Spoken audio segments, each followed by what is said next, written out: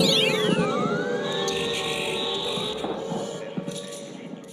want to give all praise, honor, and glory to the Most High God, in the name of His only begotten Son, who the word ignorantly called Jesus the Christ, whose name in the Paleo Hebrew is Hamashiach Yahushua, brother Lamak of the Servants Assembly. Here's another spiritual exhortation. Right, it's called. I named this lesson "Keep Your Lamps Lit." Right, because in these last days, as things become rough, man. You may have family issues, children, different things may be going wrong in your life, and you're trying to push through the evil, that's going on in the daughter of Babylon and these other nations and all these different things that's happening in the world. We as men and daughters, men of the Lord and daughters of Zion, we need spiritual exaltation in these last days, right? So first we're gonna go into the book of 2nd Esdras, chapter 6 and verse 37. Let me know when you get there. 2nd Esdras, chapter 6 and verse 37.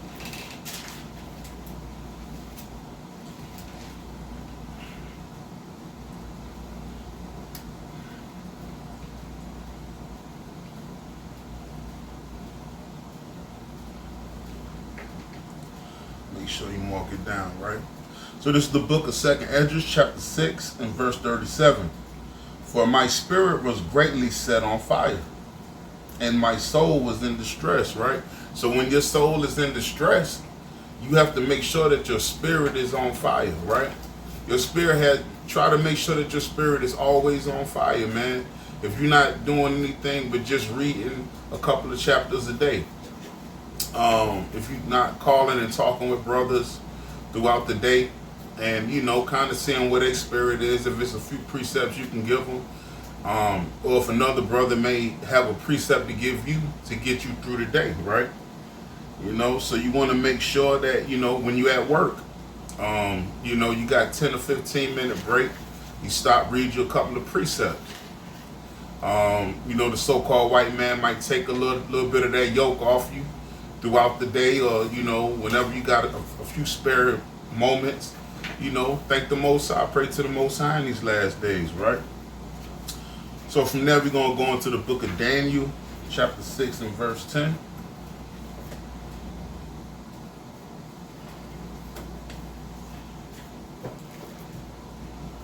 Daniel chapter 6 verse 10.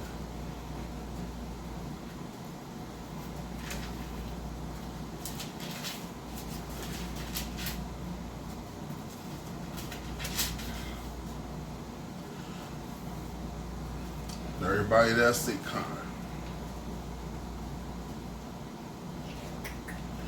right? Because in these last days, you gotta always exhort yourself. Try to exhort your brothers, exhort the women, the daughters of Zion. In these last days, every little bit counts, right?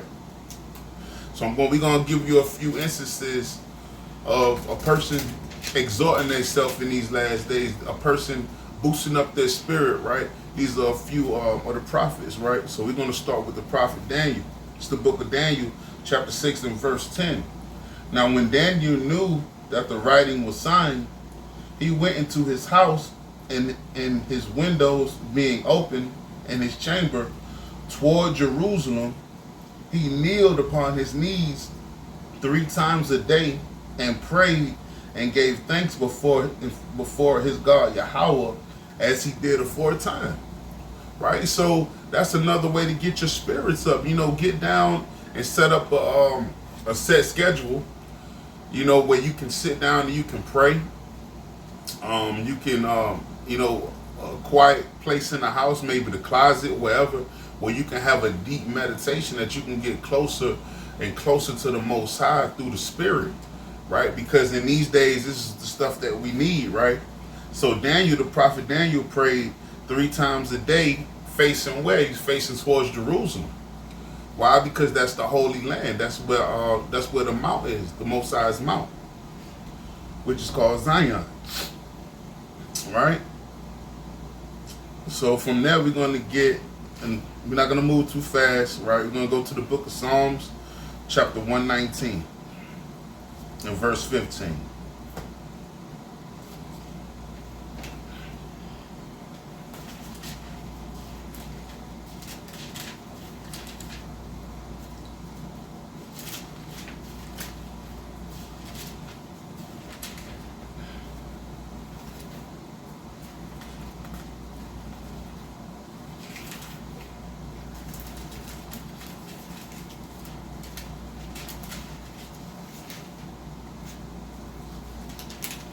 Right?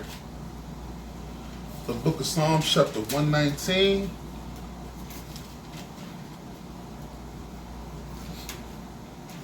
And verse 15. And it reads, I will meditate in thy precepts, and I will delight myself in the statutes, and I will not forget thy word, right? So yeah, you have to meditate in these precepts, man. You got to go through the book. You got to go precept upon precept. Start putting these things together, and start boosting up your spirit in these last days, You can't have too much idle time. Idle time destroys the mind. Idle time destroys the mind of the man and the woman. You start thinking about all kind of wickedness, right?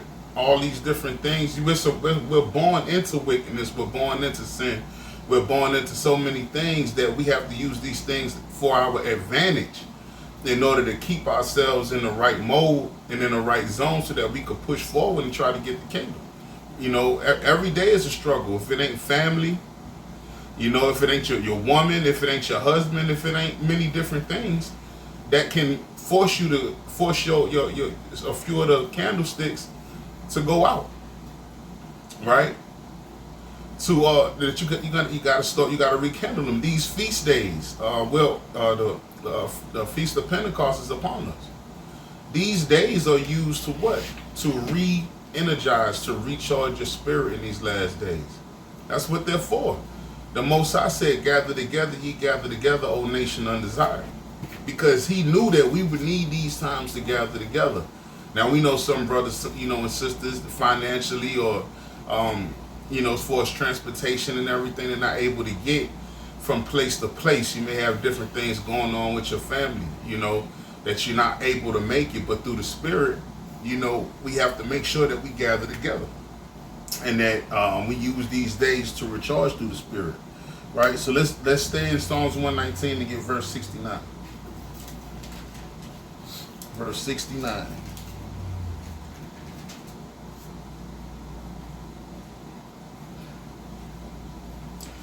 This is the book of Psalms, chapter 119 and verse 69.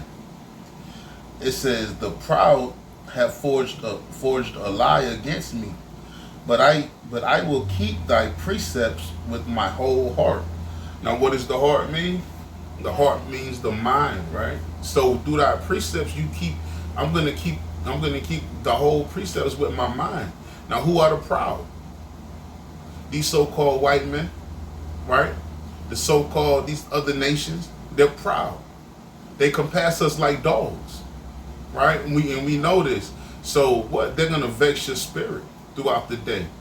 But by keeping your precepts, keeping the whole precepts with thy whole heart, with thy whole mind, is how you try to stay stable in this wicked world, right? So we're gonna stay in Psalms 119 again. We're gonna go to verse 104. It says, through thy precepts I get understanding. Therefore I hate every false way. Because once you start knowing these precepts, you immediately have a problem with anything wicked. Immediately. You immediately have a problem. The minute you see something wicked and you know a precept to it, you know how to cut it. That's why the scripture says here, through thy precepts I get understanding. Now I see what's going on. I see the wickedness of the earth, the people that's around. Noah saw the same thing before the end of, before the flood. The scriptures say he saw the wickedness of men. You understand that? That's men and women, children, right? He saw these things. The Most High, he'll open your eyes. And once you start going precept upon precept, you start reading the scriptures. You start going from Genesis to the Apocrypha, and you go from the Apocrypha to the New Testament, and you sit back and you say, well, wow, I understand this verse because I know this precept. Right? So you put those precepts together. That's why the Most High said, through thy precepts I get understanding, therefore I hate every false way. You know, you get agitated when you hear other people talk about Yahweh in a way that's not described about him in the Bible. You get agitated when you hear people talk about your big brother Hamashiach Yahushai, saying that these different things was going on, and he was the so-called white man, and he was the Caucasian or whatever. These things make you hate every false way. These false lies and accusations against our kinsmen, our kinfolk, Hamashiach Yahushai, right, according to the flesh, right? So let's go ahead and let's go to the book of Ecclesiastes, chapter 7 and verse 1, right? Because in these last days, you have to remember different things that's going on in the earth. You have to remember that you're not free. None of us are free yet. This is not our rest. We're still in captivity. Because you have a good job and you drive a nice car, whatever the case may be, does not mean that you're not in captivity. You got a lot of jakes on the street that think that because they may not be suffering as their brother or as their sister, in their mind, they're free. Yet the money doesn't have their faces on it. You have to pay taxes on everything. You pay taxes of the taxes. You're not free in these last days. And you have to remember that and stop being selfish. Because as a people, we're all still in captivity. Right? This is for your people. This ain't just for you. Right? So this is the book of Ecclesiastes chapter 7 and verse 1. It says, a good name is better than precious ointment, and the day of death than the day of one's birth. Right? So a good name, leaving a good name in this earth is better than any spiritual or righteous ointment. Right? You know, any oils, any rich oils, man, a good name. Right?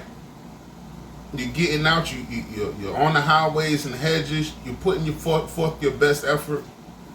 You're doing things in righteousness. The Most High says, do not be a hypocrite in the sight of men. So you can't come to somebody talking this thing and then the next time they see you smoking a fat blunt, you got a pack of cigarettes of Black and Mild in your hand with a Colt 45, and you on the corner, damn, what they call cat calling women all day. You can't put those things together, right? And it says the day of one's death is better than the day of one's birth. Because when you come into this thing, what are you coming into? Nothing but hell, wickedness, slavery, right? The minute the so-called black child comes into the earth, they're immediately fighting. It's an immediate fight. We don't come into this thing with a bright future. If the Most High, grants us the mercy to have a semi-great future, it's still going to be a hard time. It's still going to be a hard time trying to get it. It's a hard time trying to make it. Every step is like stepping on a pebble. Every time you try to move forward, there's always some kind of stumbling block. Because this is not our rest. This is not the rest of Jacob. The Most High said Esau is the end of everything, and Jacob is the beginning of it that follows. So this is not our rest. This is Esau's rest. Because we didn't keep the law, statutes, and commandments pursuant to the book of Deuteronomy chapter 28 and verse 15, which was the beginning, because he said if we kept them, we wouldn't have to go through this thing. Right?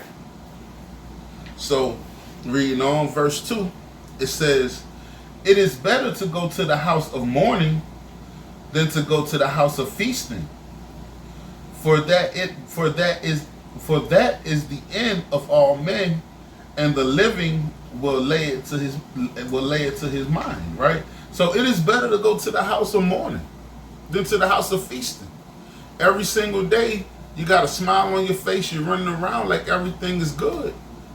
You know, the Most High say it is better to go to the house of mourning. It is better to think on. Now, that's not saying that you can't enjoy yourself.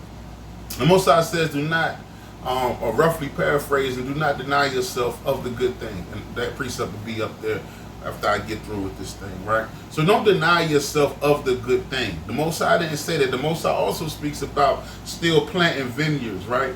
Still, you know, marry your daughters off, right? Don't let this make you a dull person. But at the end of the day, you got to still be frugal. At the end of the day, you have to say, hey, look, let me think on what happened to my ancestors. Let me think on why we're in this situation, why we're in captivity, so that you can make yourself wiser. It's about being wise. It's not about being a very mean person. But when you know a lot of stuff, it'll make you a stern person. You understand?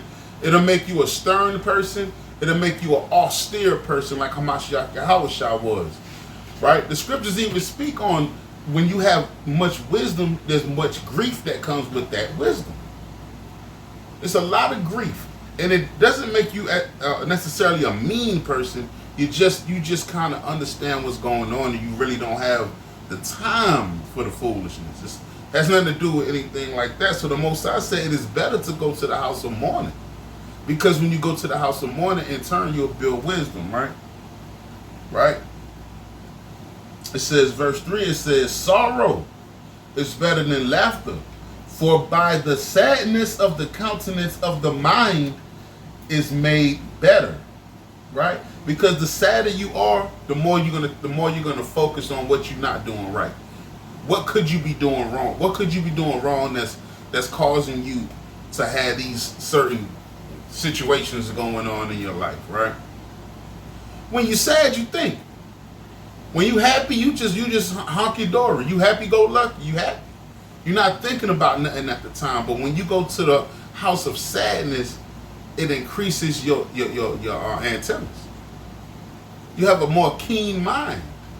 You're looking and paying attention to everything because everything is important to you at the time, right? It says, I'm gonna read it again. It says, right? It says, be afflicted, use mourning to humble your spirit, because that's what it'll do.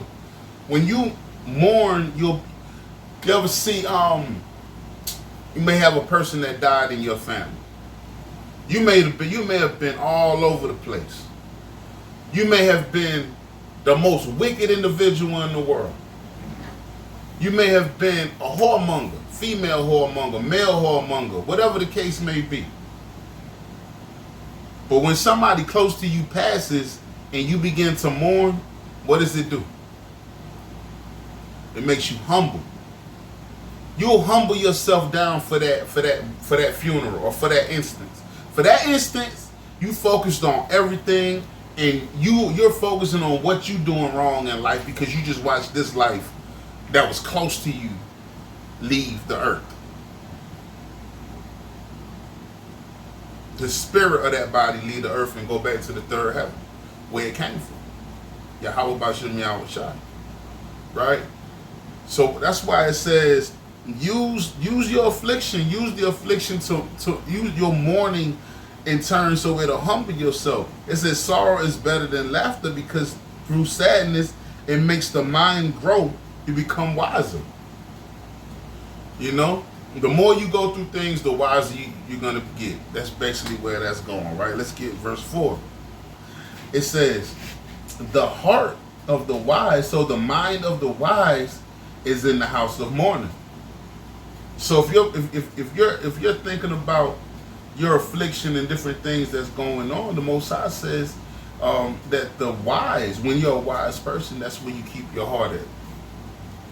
You don't keep your mind on everything of the earth.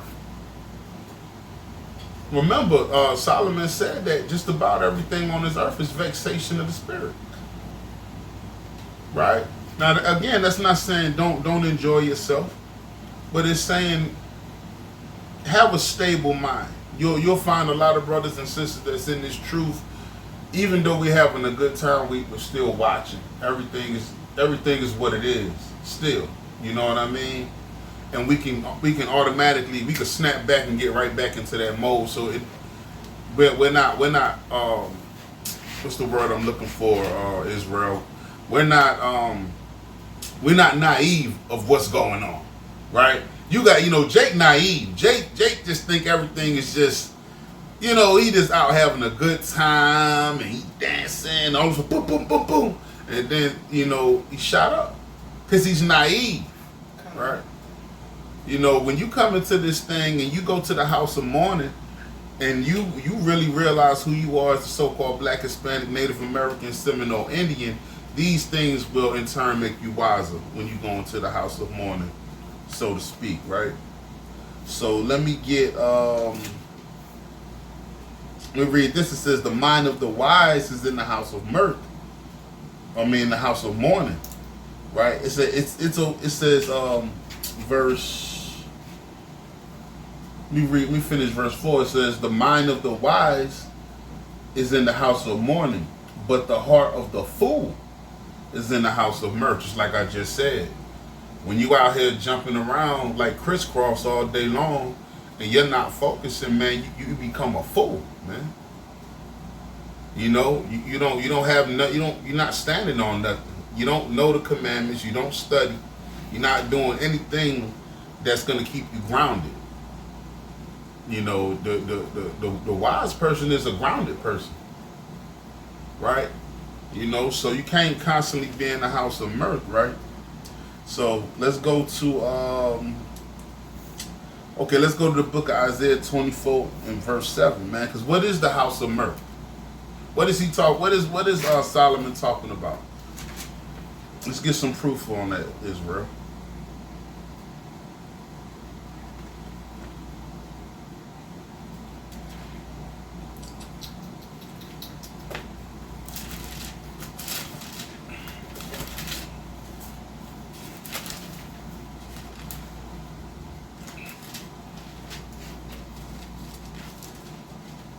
Prophet Isaiah, right?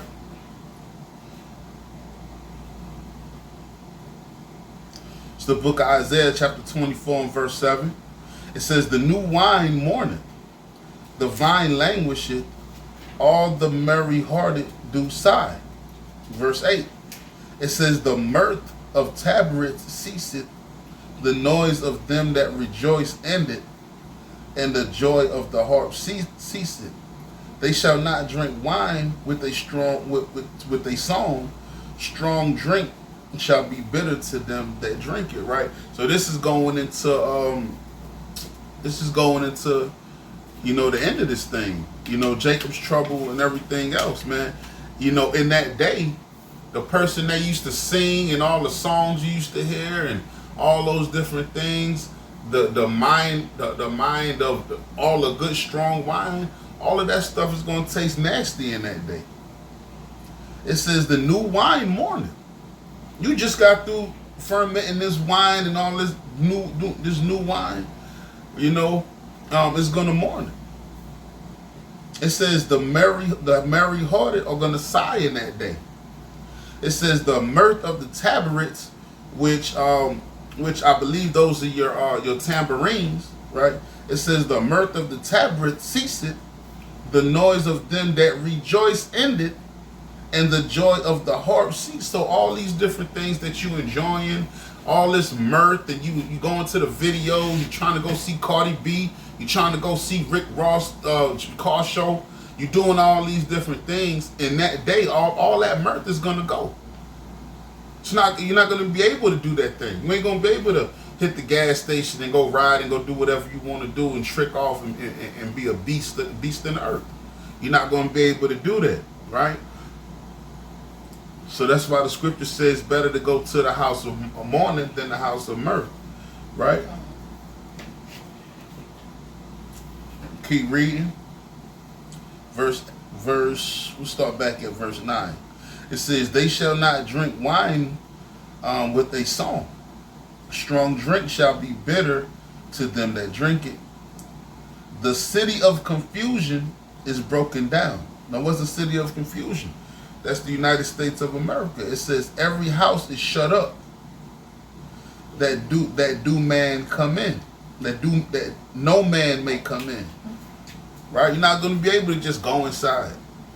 Everybody going to be shutting their doors. All hell going to be breaking loose. It says there is a crying for wine in the streets. All joy is darkened. The mirth of the land is gone. So what's that mirth? Right? It says in the city is left desolation, and the gate is smitten with destruction. Right? So that's that mirth. All that mirth is gonna go in that day. Right?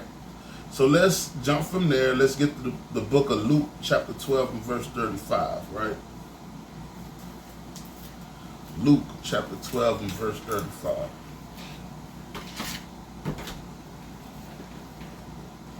Hopefully I ain't moving too fast, Israel.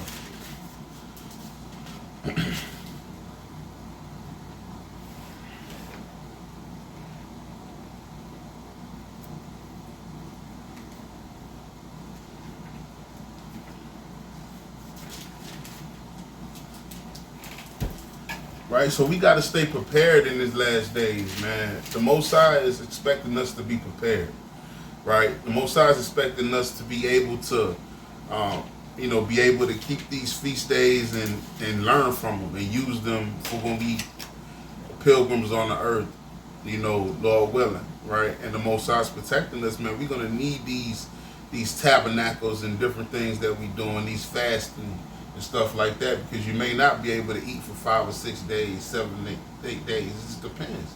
But the Most High is going to be with you, right? So this is the book of Luke chapter 12, and we'll start at verse 36. No, we'll start at verse 35. It says, let your loins be girded about and your lights burning, right? So what? When you gird your loins, you're preparing for war. So, you have to gird your loins. You have to be prepared for what's coming. We can't just keep walking around here thinking that everything is going to stay the same. We just read in the book of Isaiah that the storehouses are going to be closed. Doors, people that would open their door for you are not going to open in that day. For what? All hell breaking out. I'm not opening the door neither. The scriptures, the book of Judges chapter 5 speaks on that as well, right? It says, it says, let your loins be girded and your lights burning. Now, what's your light? That's the law, statutes, and commandments, man, right? That's your spirit. Your spirit is a light. The law is light.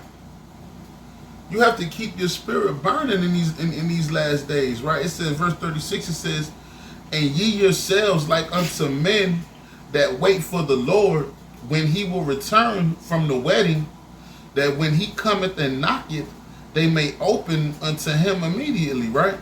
Because if you keep your spirit in the Lord, you keep your spirit on prophecy, you keep your spirit on studying, you're wearing your fringes, right? You're going out there teaching, when you can, you're doing it to the best of your ability. You're doing lessons, right? You're exhorting people. You're not hating your brother or your sister. You're being a good woman, Proverbs 31. You're doing it to the best of your ability. You got patience with your brother and sister, right? It says, and ye yourselves, see, as long as you keep your loins girded and keep your lights burning, this is what Yahushua is saying. This red letter, he says, and you yourselves like unto men that wait for the Lord, when he will return from the wedding, with the bridegroom, Mashiach Yahushua, that when he cometh knocking, when the Most High knock at your door, they may open unto him immediately. Because you've been doing everything you had to do. You open that door as soon as he knock. You waiting, is he out there? You gonna open the door because you know that you what? You kept your mind in the house of mourning, right? You kept meditation. It's going to go all the way back. You studied thy precepts. You gain understanding. These are all things that's going to prepare you for when Hamashiach Yahushua come knocking on that door. You're going to want to hurry up and open that door because you've been doing everything that you possibly can through the Spirit, right? It says, blessed are those servants, no pun intended, whom the Lord, when he cometh, shall find watching. The Most High gives you an order to watch. Look at what's going on around you. Don't have your eyes closed. It's a lot of people that's not woke. Their eyes are closed. They still sleep. You could tell them 1,000 times. Was that Chicken Little, that movie that came out a while back? Where that chicken running around? Yeah, the sky's falling. The sky's falling. Hey, look at that, man. Get out of here, Chicken Little. You don't know what's going on. Right? No, it's finna rain. No, you know doggone well it ain't never rain. What's rain? You mocking the men of the Lord. You're mocking the warning. But the Most High, he commands us to watch. So when we going into these end time headlines and these Mayhem Mondays and different things like that, we're doing a commandment of the Lord. The Most High commanded us to watch. And gird your loins up and prepare. There's nothing wrong with going and getting you some camping supplies. Don't let brothers tell you don't get no camping supplies. That's silly. You know? Faith without works is dead. That's on the physical situation too. You did nothing to prepare yourself for this day. You thinking as long as you just sit around and you waiting on the Most High, he just gonna come and hand you something. No. Did the Most High come and hand you the truth? No. Is he handing you the keys to the kingdom? No. You still gotta work. So what? So when you don't go and prepare for these days, when you don't try to get you a camper van or RV, something, anything that can prepare yourself for when you got to get up and move, or you may have to move your family, you're doing your family a disservice. Y'all just sitting around waiting for all hell to break loose, and for Esau to kick your door in, rape your daughter, and do all manner of wickedness in your house. That's all you're waiting for. Because that's what's coming to those that's not in this truth. That's what's coming to those that curse the men of the Lord out when they're trying to teach them the word. Call them everything except for a child of God. You know, you don't want to listen. You don't want to hearken. These are the things that's going to happen. Right?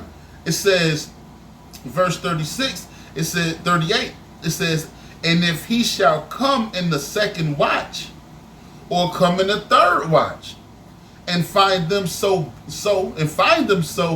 blessed are those servants, man. Because you don't know when he coming. He could come in the first watch, the second watch, the third watch. But what did the Most High command you to do? What did Yahweh give you that commandment from Yahweh? He said, watch, prepare, right? These are different ways to keep your candle lit. If you're not watching, then your candle's gonna go out. That's like anything when you lose what's the word I'm looking for? Sister, when you lose interest in something.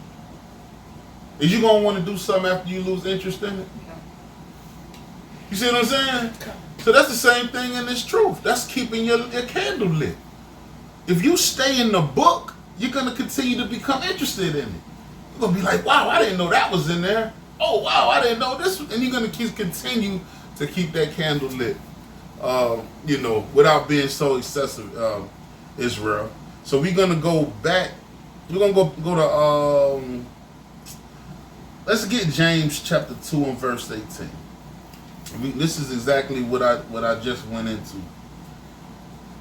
Now again, James is the brother of Hamashiach Yahushua. I'm willing to listen to James, man, just about before I listen to anybody.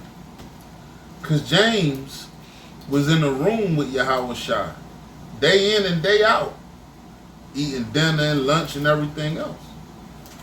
Okay? So that word, just about what James say, it came from the horse's mouth, right? So let's get the book of James chapter 2 and verse 18, right? This is the precept here. It's the book of James chapter 2 and verse 18. It says, yea, a man may say that thou hast faith, and I have works. Show me thy faith without thy works, and I will show thee my faith by my works.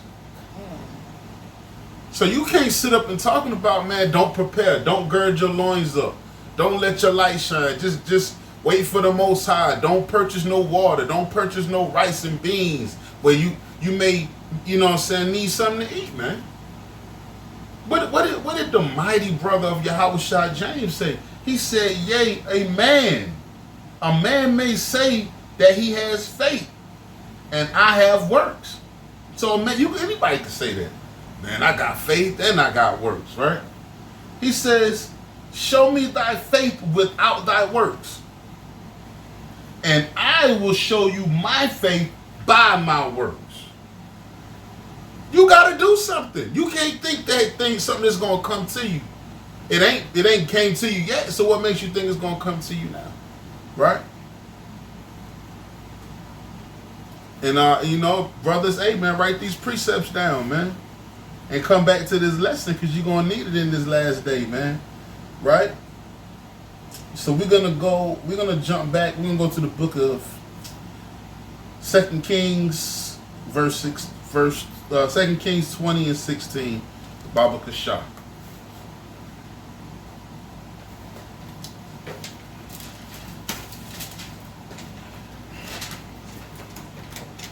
Kings 20 and verse 16. Because this is a clear image of what faith looks like. A lot of us say we got faith, man, but we ain't really got no faith. You got to be willing to lose something. The Most High like to see that thing in blood a lot of times, man. You know what I mean? You got to be able to lose something. You're going to lose family members, man. You're going to lose a lot of things once you get into this faith. It comes with it. The Most High want to see how much you love Him. Because you're going to have to lose some of them people, man. Right? This is the book of 2 Kings, chapter 1 and verse 16. This is a classic, right? It says, and Isaiah said unto Hezekiah, so this King Hezekiah, he says, hear the word of the Lord. So Hamashiach Yahweh, Bashem Yahushua, gave a word down to Isaac, right? And Isaac is talking to Hezekiah. Behold, the days come that all that is in thine house, and that which thy fathers have laid up in the store unto this day, shall be carried into Babylon. Nothing shall be left, saith the Lord. So Isaiah is giving a prophecy that was given to him by Yahweh, saying, hey, you the king now, but it's going to come a time where everything in your house, your children, everything you got, because the house is your bloodline. So he's talking about your bloodline, and he's talking about the things that's in your physical house, right? It's going to be carried away into Babylon during the Babylonian captivity. It reads, behold, the days come that all that is in thine house, and that which thy fathers have laid up in the storehouse unto this day, shall be carried into Babylon. Nothing shall be left, saith the Lord. And of thy sons that shall issue from thee, which thou shalt beget. So he ain't even had these children yet. But he's saying the children that you're going to have. He ain't even had them yet. Right? He says that you shall beget. Shall they take away. And they shall be eunuchs in the palace of the king of Babylon. Right? So what's a eunuch? A man can be, he can choose to be a eunuch by not having sex. A man can also be made a eunuch by another man, which means they can have their rod cut off, right? Or some men are born eunuchs. For some kind of way they're born where they can't use it, right? So that's what a eunuch is. So he's telling him that their sons, that King Hezekiah's son, are going to be made eunuchs by other men. And a lot of eunuchs are homosexual. And the king will have them around, they have feminine tendencies. They walk around kind of like a woman. If you remember when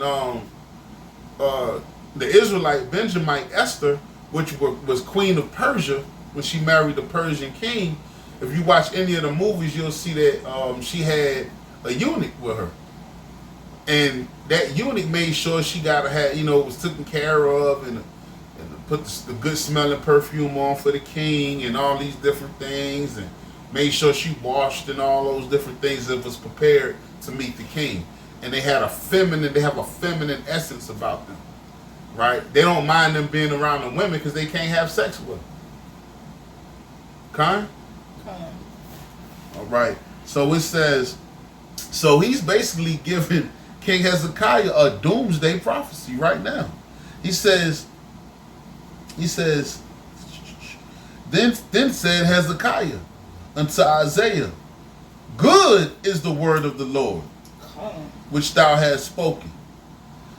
And he said, is it not good if peace and truth be in my days? So he just gave this man a doomsday prophecy, and he still had faith in the Most High God Yahweh. He chose me to do this with. He could have it. He could have anything that I have. That's the kind of faith that brothers say they have, but do you really have that faith? Right? It says the faith of a mustard seed can move mountains. So these men had that kind of faith. Right? So let's jump from there. Let's get Job chapter 2 and 10. Right? Because you're going to go through hard times in this walk, but you got to keep your candles lit. You got to keep your fire burning. There's going to be some times in this thing when you're going to be like, man, I don't know if I can make it in this truth. I really just don't know, man, but I'm just going through the motions, right? So let's get the book of Job.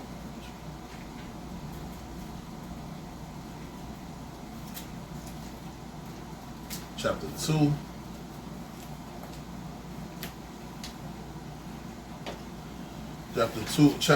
Job chapter 2 and 10. Another thing we got to remember about the Most High is the Most High ain't no one-trick pony. The Most High controls everything. He controls anything that we go through. The Most High will kill you straight like that. And he'll wake you up straight like that. He'll bring you from nothing and he'll make you something just like that. It's a small thing for the Most High. Right? So let me get the book of Job chapter 2 and verse 10.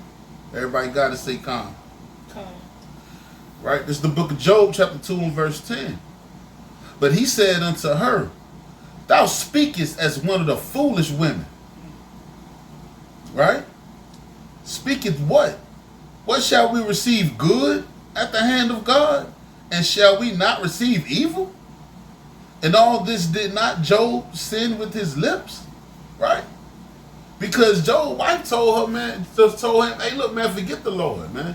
You ain't do nothing wrong, and now you going through all of this. But Job said, you speak like one of the foolish women. So that let you know that even in that day, you had women that were just foolish around them. That just, just saying things all out of their mouth, right? But what we speaking on right now is the hardships that you're going to go through in this truth. You think the Most High just only could do good? He can't do no evil? I don't want to worship somebody that's a one-trick pony. I want to worship somebody that's ruled over everything. Right? Because Esau have you believe that Yahweh was fighting with the spiritual demon Satan, right? And Yahweh threw a right uppercut, but he missed him, and Satan kind of parried and hit him with a straight, laid him out. Yahweh was kind of coming to, you know what I mean? And all of a sudden he saw a rope and he pulled it, and it was a trap door, and then Satan fell out of heaven, and that's how. Look, Yahweh don't need no help from nobody to destroy Satan. He created Satan. He works for the Most High. He didn't need for no trap door to open so Satan could drop on the earth. If he wanted him dead, he would be dead. The Most High is a man of balance. Good and evil comes from the Most High, Yahweh Bashem Yahweh Shai. Right? It says, kind. Right? So let's get why the Most High is the way he is, right? So let's get the book of Sirach, chapter 33 and 14. Now this is a powerful precept. The book of Sirach, chapter 33. And this is a very important precept that you always need to know. And brothers that's out there teaching, man, you make sure that you keep this precept in your holster. Because you're going to get a lot of Eve, a lot of older Eve that been in church all their life. And they say, well, not my God. My God would never do that. My God is all love. He loves everything. Like the Most High ain't got a mind of his own. The Most High can do what he want to do. Right? Okay. You get this, say kind. Okay. It's the book of Sirach, chapter 33 and verse 14. It says, good is set against evil, and life against death. So is the godly against the sinner, and the sinner against the godly, right? Okay. So it just said good is set against evil and life against death, man. So in this world, you're going to have good and evil. That's the way the Most High set the program up. It's set up like that, right? So when you're going through the motions in this truth, you have to understand that you're going to go through hard times because it's set up like that from the beginning. These are the battles that we're going to have to face. Now, I know it's easier said than done, but we going precept upon precept. We going by Shem Yahweh Shai, Yahweh by Shem Yahweh Shai. We going thus saith the Lord, because that's the way the Most High gave me and gave us the understanding, right? According to the Bible.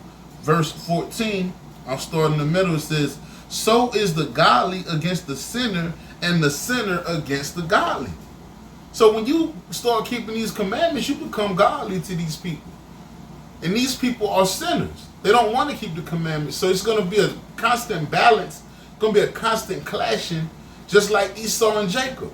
It's going to be a constant clashing. Cain and Abel, a constant clashing. One is on the left-hand side and one is on the right-hand side. That's just the way it is. Most High set it up that way. Verse 15, so look upon all the works of the Most High, and there are 2 and 2, one against another. So what does that mean? The works of the Most High is 2 and 2. Yeah. It's a balance. This is the most fire precept in here. I love this precept. I love it.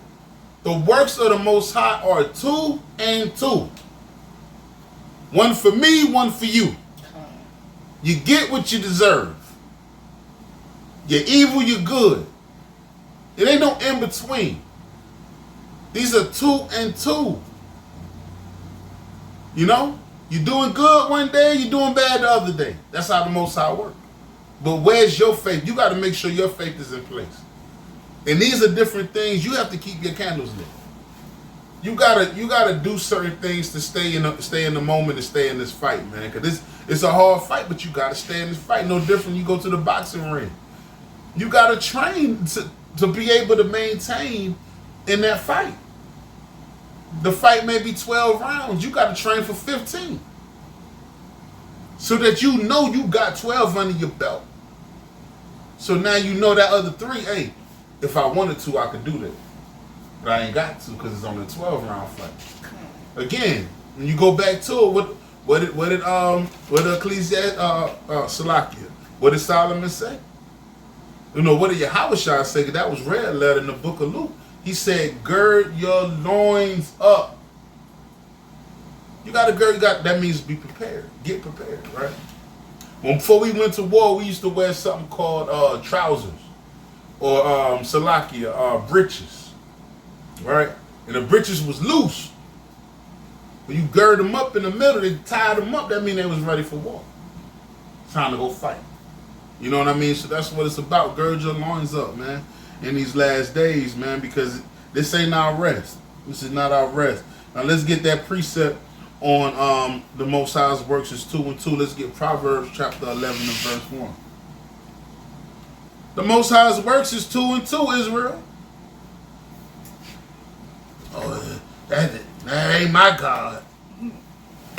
Mama Essie, that ain't my God.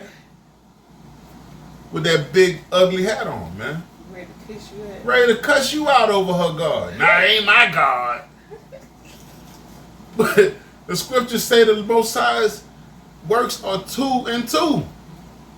One for me, one for you. Let's get Proverbs chapter 11. Let's get the classic. It's the book of Proverbs chapter 11 and verse 1. A false balance is abomination to the Lord, but a just weight is his delight. You okay? So what is the delight of Yahweh? Bashem Yahweh Shai? Balance. 2 and 2. That's how he roll. You can take it how you like it. 2 and 2. The works of the Lord is 2 and 2, Israel. Right? So let's get, it was Proverbs 11 and 1. Let's get Job 1 and 6 then. Let me show you what's going on, man. And I just spoke on this, man. The works of the Lord is 2 and 2. He runs everything. He runs this whole thing, Israel. Let's get Job 1 and 6. And if you already know these things, then enjoy rehearing it. But if you don't know these things, Israel, this is something that you need to make sure that you write down, and you make sure you keep this lesson. All right? The book of Job, chapter 1, and verse 6. Get the classic. Show y'all how the Most High get down. This is the book of Job, chapter 1 and verse 6. Now there was a day when the sons of Yahweh came to present themselves before the Lord, and Satan came along with them. So who are the sons of God? Those are his angels. Now who came with the angels? Satan. So it ain't no such thing as Satan, he over there by himself plotting against the Most High, because he got power too. And he just waiting for the Most High to slip so he can catch him with that left hook this next time, because he missed him when the trap door opened. Everything on this earth has one God to answer to, and that's Yahweh. So Satan is coming too to see what Yahweh wants him to do. He's not coming there to challenge Yahweh. He's trying to see what's going on. And look, Satan very good at his work. He is very good. He don't have no off days, he doesn't have any off time. Okay? Vacation. He doesn't have that. He's not off on the Shabbat. Right? He's not off on your so-called wicked Sundays. He's out and about. Now let's prove that.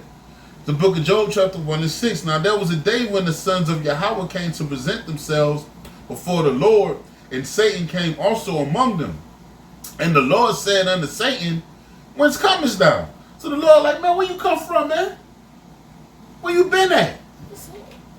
You know what I'm saying? What up, dude? Where you been at, man? Where you been at, Satan? Now what Satan say? What Satan say?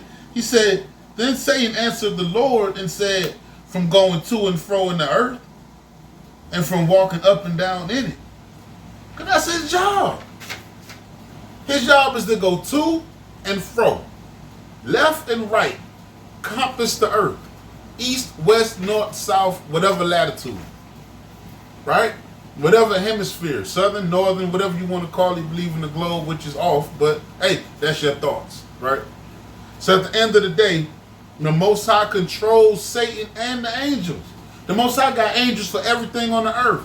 Death angels, love angels, whatever, man. Lion angels, they go down and make everybody lie on you. In the book of Job, didn't Yahweh send a lion spirit down to the men of Shechem? Yep. And what was that lion spirit? Damn guile, man. Who is Abimelech that we may serve him? Ain't he Jeroboam's son? Man, we ain't serving that fool, man. God. Yeah. And God ran into Abimelech, hey, the captain was like, "There you go, fight him." Then when you just talking about him, and he got jammed up, got ran out of the city. Come on now. So the Most High controls all spirits on earth, right? So that was Job 1:6. Let's go back to the mighty book of Psalms, to the Psalms of King David. So this is what you call reading what? Precept upon precept, line upon line, here a little and there a little.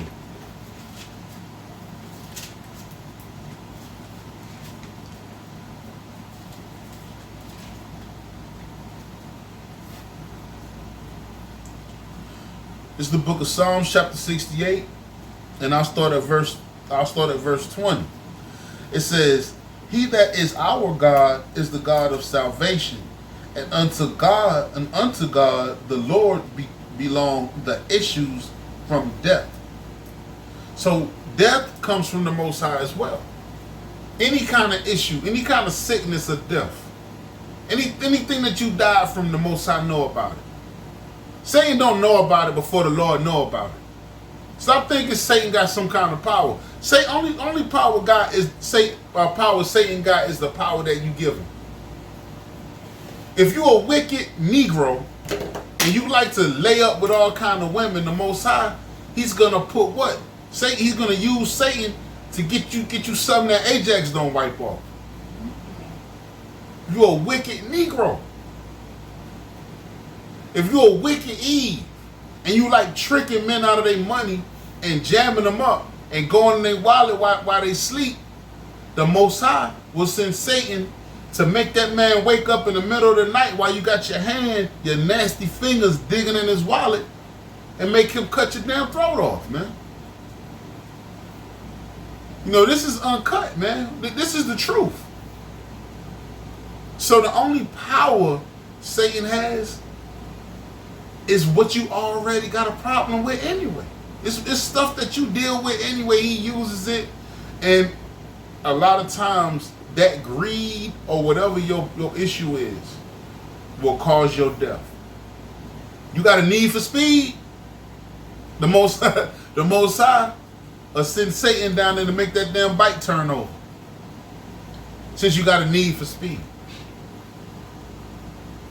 Huh? You like to drink? You over drink? The Most High, he'll put a spirit down there and make you wreck your car. You understand? So all of these things is of the Most High. But he uses Satan because Satan is very, very intelligent on the left-hand side. Right? To use what you already fighting to get you about this thing, man. It says, I'm going to read it again. Psalms chapter 68, verse 20. "He that is our God," which is Yahweh, so we know it's our God, it's possessive. He's talking about Israel. David is talking about Israel. "Is the God of salvation for Israel. And unto God, the Lord, belong the issues of death," right? So let's get Psalms 113. I'm going to stay in the book of Psalms.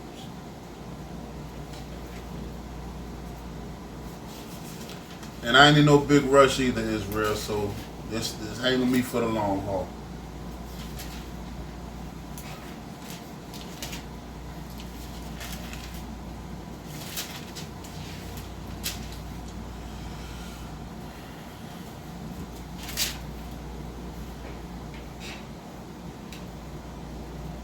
Right, it's the book of Psalms, chapter 113, and I'll start at verse 7. It says, I'll start at verse 6. It says, "Who humbleth himself to behold the things that are in heaven and in the earth?" Verse 7. "He raiseth up the poor out of the dust, and lifteth the needy out of the dunghill, that he may set him with princes, even with princes of his people. He maketh the barren woman to keep house, and to be a joyful mother of children. Praise ye the Lord." So all these things that the Most High does, you know, is at his discretion. Right? The Most High controls whether you rich, poor, You're barren. Can you have kids? Can you not have kids? Because one thing too is you hear a lot of Eves on TikTok and whatever, or all these different shows killing their children, talking about they don't want to have children and all these different things. That's how you know that this thing is almost over with. Because our women, it was death to them that they couldn't have children. Our sisters used to be like, hey, if I don't have children, I'm just going to die. Because it was a rite of passage to give your husband a child. Now y'all want to run around acting crazy. Oh, I don't want no child. I'm good. That's your thing for the earth, Salakia. That's your position on earth. That's what you're here for.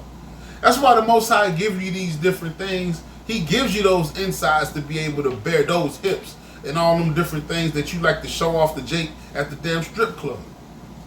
Those things are what the Most High gave, so that you're able to bear children, man. You still here after having 3 and 4 children, when to lose that much blood, a lot of people be dead at this time. But the Most High, He give you the strength to do that thing as a woman or as a daughter of Zion. But y'all take that thing for granted, man. Man, the women back in the day would have killed themselves if they couldn't have a child. What did Sarah say? I'm barren. She was sick of it already. She went back and forth with her handmaid because her handmaid was able to have a child and she couldn't. That handmaid came up in there and she rubbed Ishmael all in her face. Because that was a gift of God if you could have a child. So y'all all that killing babies and all that, you're going to be put to death in these last days. All of you. All of you that do this thing. And y'all lesser women than the women that we had before. This thing is almost over with the Most High. He want to raise up righteous women in these last days. He want to raise up righteous women in the kingdom again. He don't want none of all of that. Y'all carrying on the ways of the ostrich. Right? You got the lashes in, you're bald at the top, your behind sticking out in the back. You have eggs, you have babies, and then you leave the egg right there and walk off. That's what the ostrich do. The ostrich lay an egg and don't watch it. Ain't that our women? You make a child and just leave it there. You all in the grocery store, the child all the way on aisle 3, you on aisle 29. You don't want them. That's why the Most High, he has a judgment for you wicked Eves in these last days. Remember, it's more. Hey, look at the statistics. 2/3 of our people have to go, and there's more women on this earth than men. So get it together. Get it together. All that. Nah, I don't need this, and I don't need that. Right? Now let's jump from that. Let's get 1 Samuel 2:8. Book of 1 Samuel chapter 2 and verse 8. I'm trying not to rant because I could really start ranting this, bro. You already know that. Spirit convicts me. I must rant. Right? 1 Samuel chapter 2 and verse 8. When you get it, say con. 1 Samuel chapter 2 and verse 8. Con. This is the book of 1 Samuel chapter 2 and verse 8. And it reads. Matter of fact, I'm going to start at verse 6. It's the book of 1 Samuel chapter 2 and verse 6 says, the Lord killeth and maketh alive. He bringeth down to the grave and he bringeth up. Right? So the grave is not hell. It's just the grave, right? So the Most High, he kills, man, and he maketh alive. Now that's on the physical and that's on the spiritual.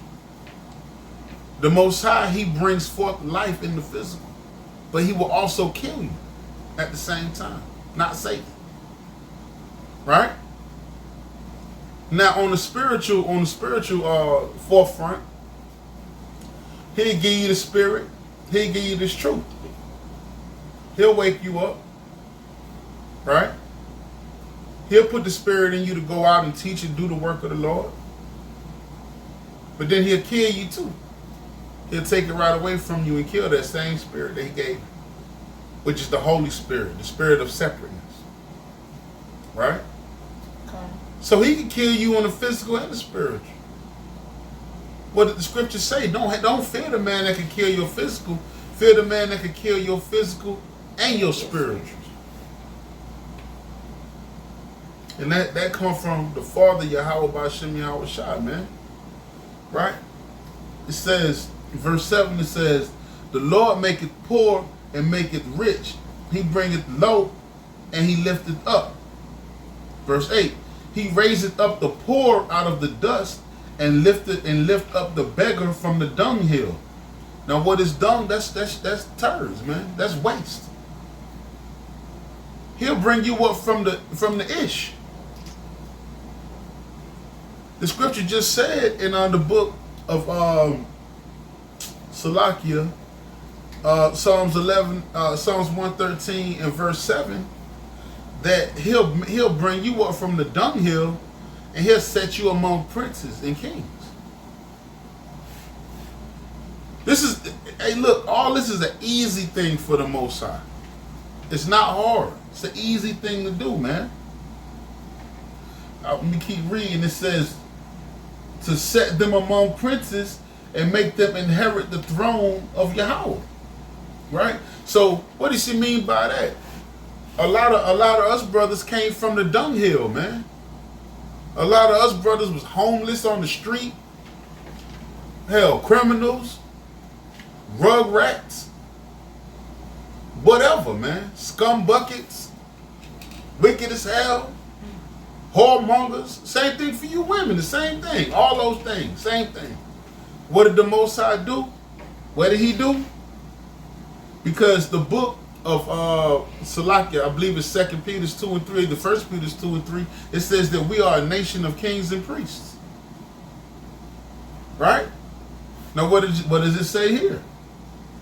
It says, he raiseth up the poor out of the dust and lifted up the beggar from the dunghill, to set them among princes and to make them inherit the throne of glory. So he's going to make us kings.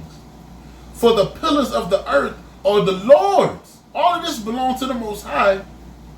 And he hath set the world upon them. Who is them? Verse 9. He will keep the feet of his saints. And the wicked shall be silent, which is these other nations, Esau. For by strength shall no man prevail. Who is his saints? Israel. Let me get that. Now I gotta get it. I wasn't even gonna get it. Now I gotta get it. I gotta get it. I gotta get the classic Israel. You know how I do. Let's get that thing real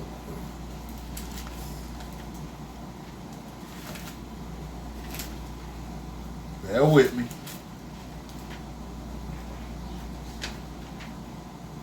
It's the book of Psalms, chapter 148 and verse 14. It says, he also exalted the horn of his people, which is Hamashiach Yahushua, the praise of all his saints, even of the children of Israel. A people near unto him, praise ye the Lord. So his saints is the children of Israel. I had to get that classic, y'all. Psalms 148 and verse 14. Y'all make sure y'all write that classic down, right? So let's jump back in. Let's get who is it? First Sam. Let's get Luke 12. Once again, Israel, not in no big rush, so you start getting sleepy, pause it, wake up, and then finish it. Luke 1:12. Luke chapter 12, verse 35. Luke chapter 12, verse 35. Remember, the whole lesson is what? Keep your lamps lit. This all goes into that. This all plays a big part in keeping your lamps lit in these last days, not falling out of this truth, exalting your household, exalting your wife, your children, the brothers around you, and everything else, man. You know, exalting yourself. You know, you have to have self-examination too. You know, because hey, if you can't do good for yourself, you can't do good for nobody else. Right? I pulled that already, but I'm gonna bring it out again. This is the book of Luke, chapter 12 and verse 35. It says, "Let your loins be girded about, and your lights burning." So I pulled that already, but through the Spirit, the Most High had me to pull it again. Right? So what is that? That's preparation. Right? Keeping your loins girded prepares you for war. And what? And it says, "And keep your lights burning." This is a command. This is a red letter. Right?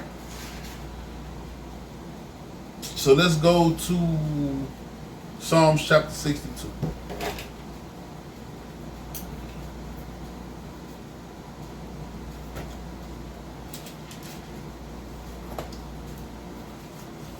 Just slow down a little bit, Esau out there keeping up noise. Slow down, Esau.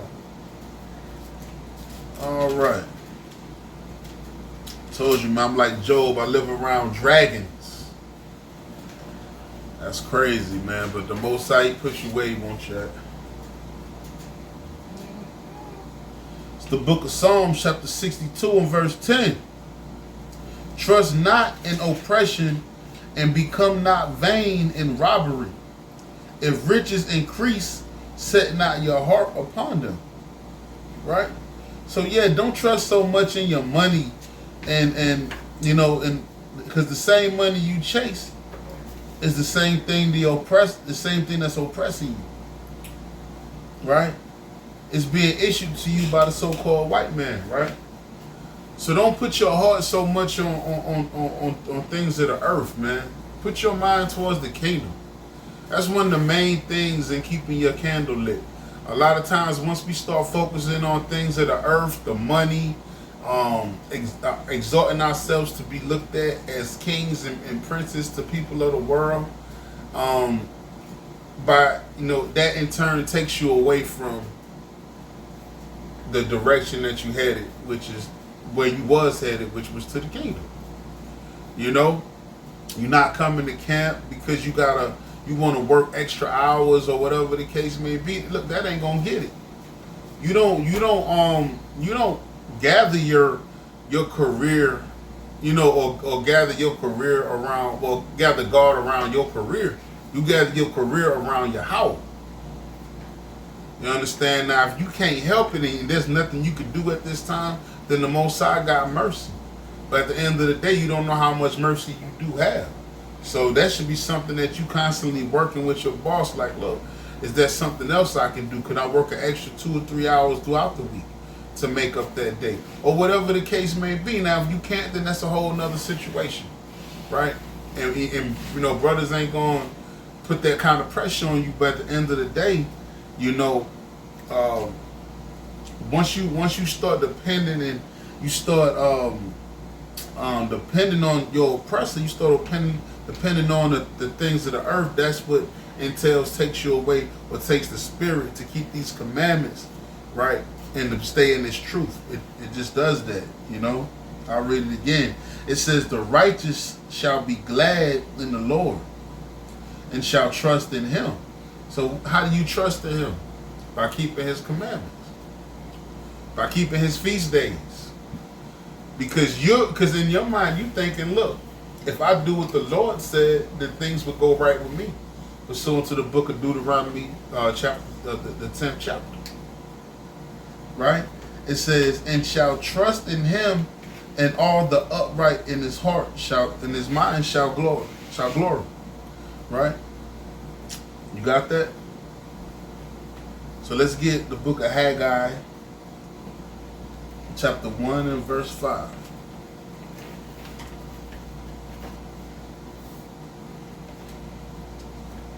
classic right here, y'all.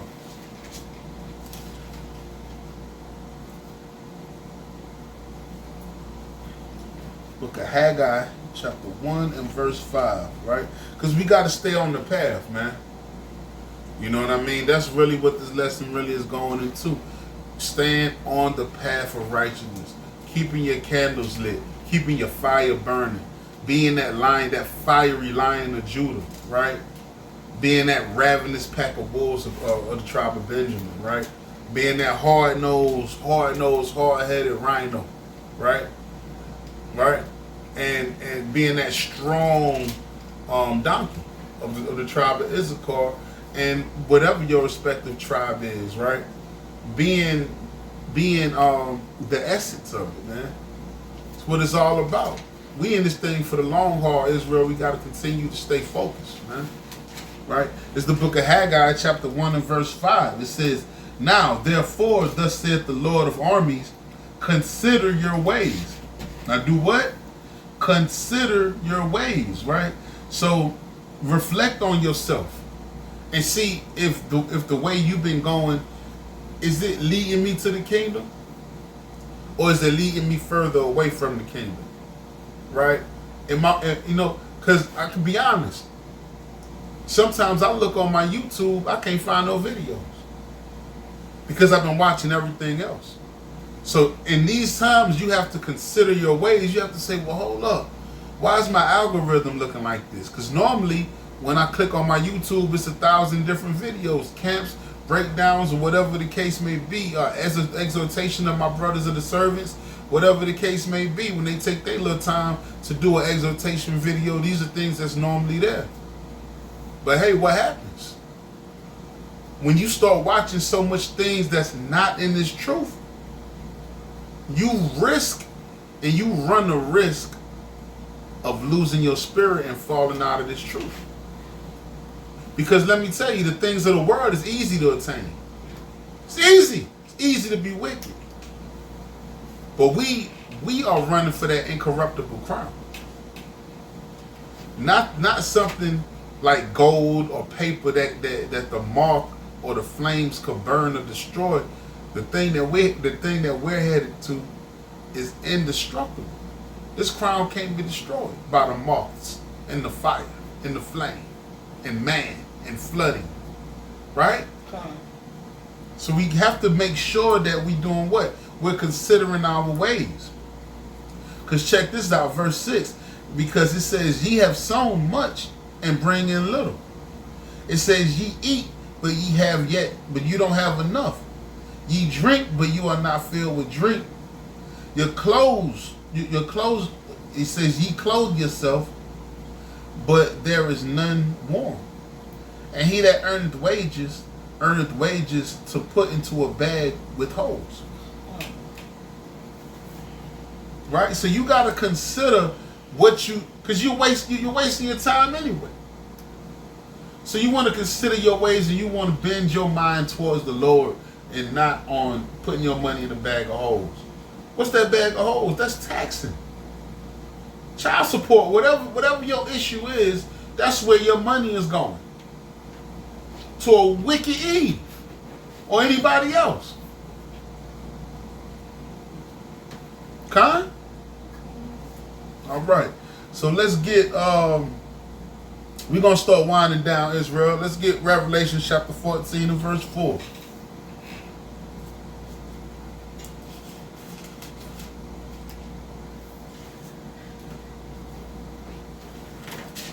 This is a parable in the book of Revelations, man.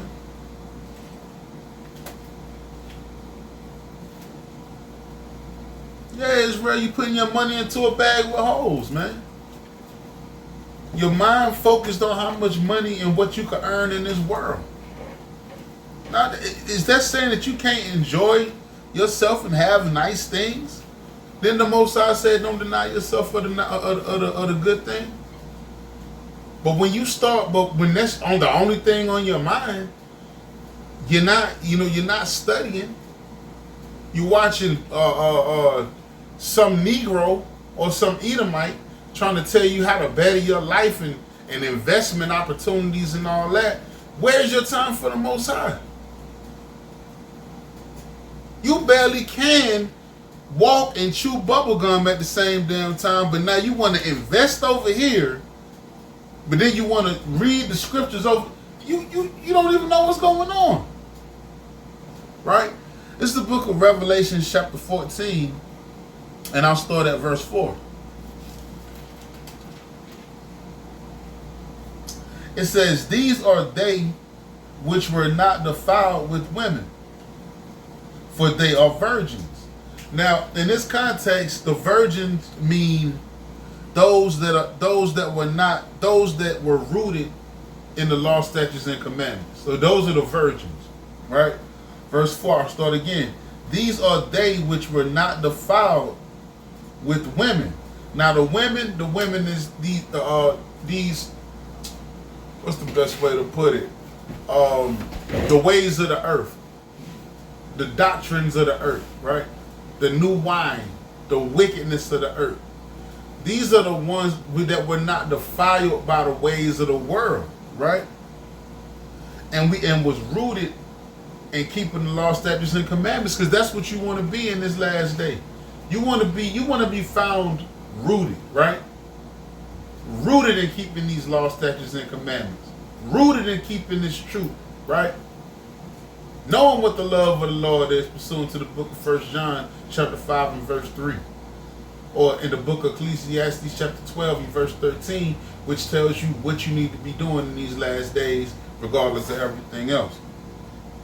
"These are they which were not defiled with women," right? They were virgins because they was rooted in what? Rooted in Yahushua. "These are they which follow the Lamb." Now who's the Lamb? Yahushua.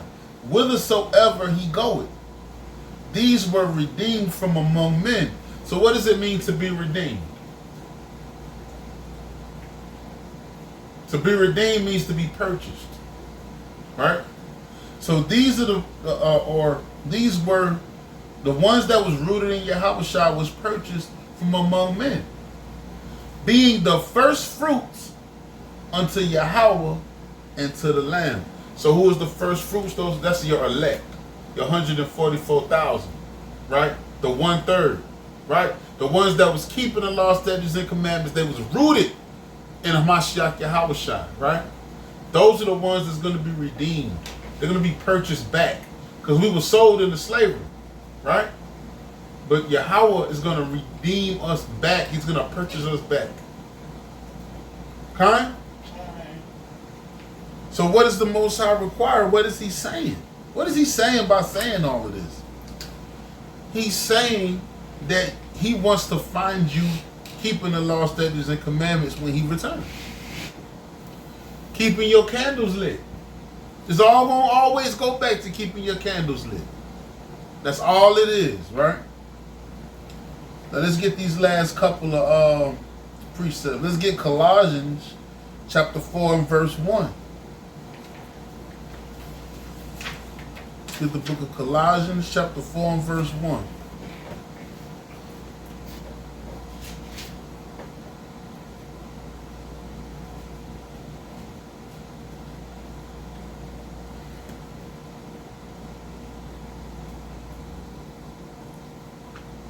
Like Israel.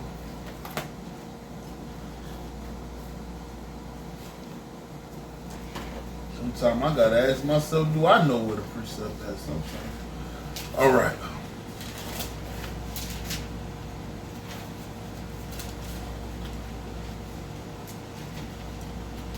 Colossians 4 and 5.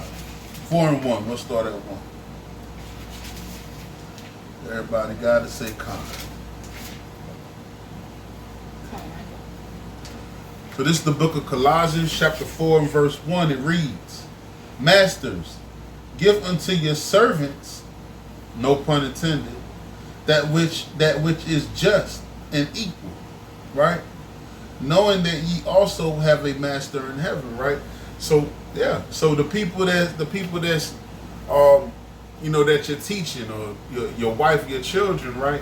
The scriptures say, and we will be masters. We will be the ones that know the scriptures, and basically know and have the understanding to a certain degree, because we do teach in part, right? We don't know the full spectrum until Hamashiach Yahweh shall come and makes everything clear to us in these last days. But we do teach, and we do teach in part, right?